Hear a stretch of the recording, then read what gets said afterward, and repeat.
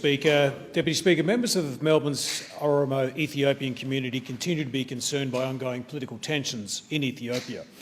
According to Human Rights Watch, in 2020 the security and human rights situation in Ethiopia has deteriorated as Prime Minister Abiy Ahmed struggled to maintain order amidst growing unrest and political tensions. The government postponed scheduled national elections in March 2020, citing COVID-19 related health risks.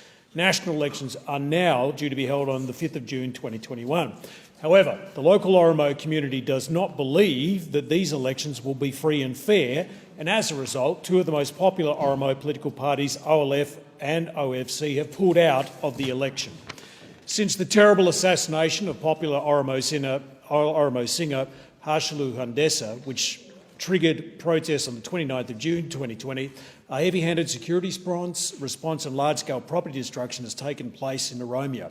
The Oromo community around the world remains deeply sceptical, distrustful and frustrated about what is happening. There are two people that have been in prison in particular, Bakili Gerba and also Jawar Mohammed, and they've been in prison for some period of time. The Oromo community also wants release of those two individuals who are suffering and have been on hunger strikes, and others that have been held by the Ethiopian regime. Thank you.